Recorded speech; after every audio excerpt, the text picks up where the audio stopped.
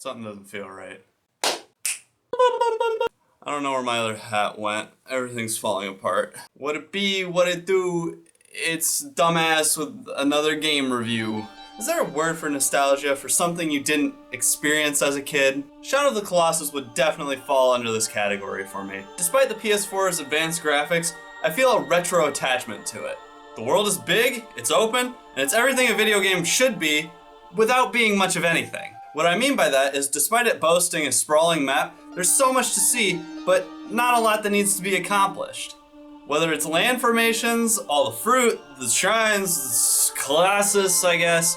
The game knows why you're here, so it reduces all the fucking about and zeroes in on the things that are actually important.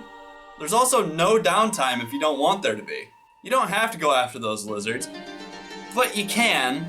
You don't have to try every exotic fruit, but you can. And you don't have to harass birds trying to ride them, but you can. And I think that highlights a beautiful simplicity. It's a you can game, not a you can't game. Want to go look at that land formation? Go ahead. The Colossus will still be there when you decide to end its completely happy, peaceful life. Want to collect all the lizards before defeating the first boss?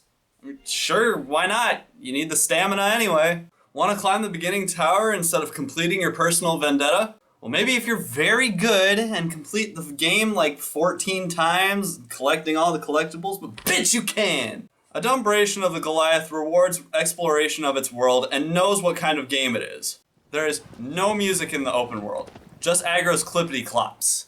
But there's loud orchestral music when you're riding the various extremities of a behemoth. Or even the quiet lurking when they're just out of reach and you just like stare in awe of the size of this lad. Absolute unit! This game seems almost akin to Abzu or Journey when it comes to the soundtrack. The only thing separating these two is this is a game and this is just a soundtrack with like visuals. I think that modern games have a certain thickness to them. To join the big boys club, you have to have a token stealth system. This means that games that work better as run and gun horror games have a trigger devoted to the crouch button. While I'm making this like really fucking specific call out, there was a girl in like my psychology class that was like, Evil Within's my favorite game. What? How? We played a full like series of that and it fucking sucks, dude. Obscurity of the Titan came before this token need and shines through because of it. It also wasn't the type of game that sets itself up for a sequel. The story was conveyed, it was resolved, and there's no room for questioning. I take that back, maybe a little bit of questioning. There are plenty of things not to like about Penumbra of the Leviathan. Like how it's easy to get lost or to ride completely around where the place you're supposed to be in. And not see the fucking entrance in the side of the wall that just seems like a fucking hole in the wall. It doesn't make any fucking sense. Or how there's some colossi that just don't stop moving enough to give any like significant damage. The stamina system can also be a little fucking screwy on your first run through, but that gets solved on like the third run through. Now, Wander also doesn't have much weight to him, making him pretty floaty, and that kind of ripped me from the experience. Not to say that he needs like a realistic weight system, but the way he just gets like knocked around is so terrible. Dude, I just want to tickle your forehead prostate. Stop hurling me across the map. The camera also doesn't like to focus on anything, and I can't really tell if it's trying to be cinematic or just intentionally difficult. I understand that it was made to do that so when like you're on the sigil or whatever and it just is like shimmying, but like, what? Why? There's also a terrible oversight of jumping. You have to buy a fucking engagement ring for every jump you make.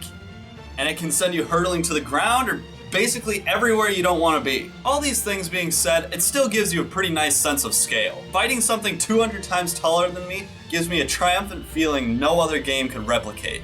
I've been playing a lot of time missions, and my favorite part about them is getting the items. More specifically, I like this cloak of deception thingy. You can walk just straight up to the final guy and not dick around with those fucking trenches.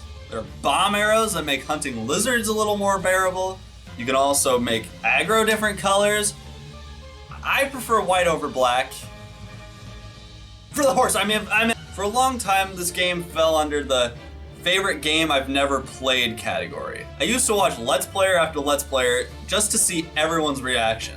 Okay, now major spoiler warning ahead. 3, 2, 1. So you remember when Aggro gets yoked down a fucking chasm? Aggro! I feel like that sadness drove me to want to kill the last Colossus even more. After fucking him up, we turn into this guy, and the roles are switched.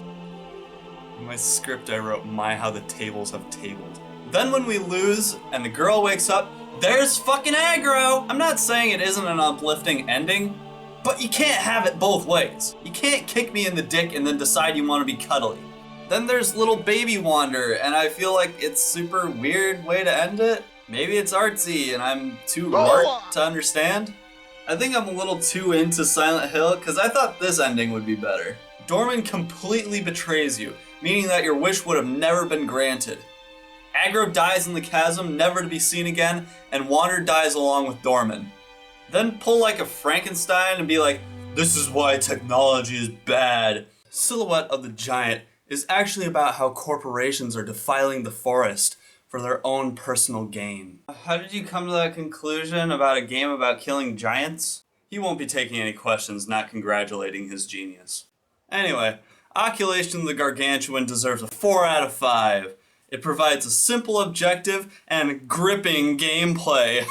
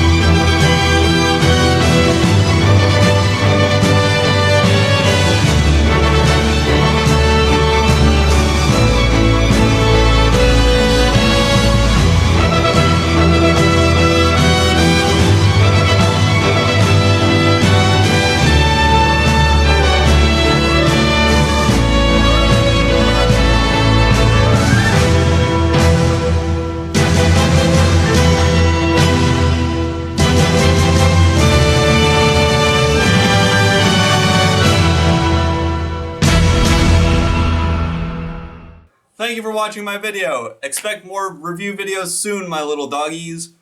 Also check out the Skylar Rages compilation and the Lost in Vivo playthrough. And maybe check out my other reviews, cause some of them are good.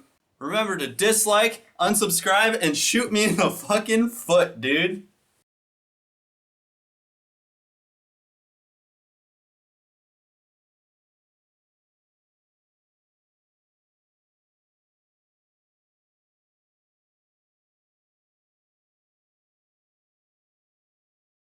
Please do the opposite. I really want this channel to do well. I've put in like 2.5 years, and I just want things to work out for once.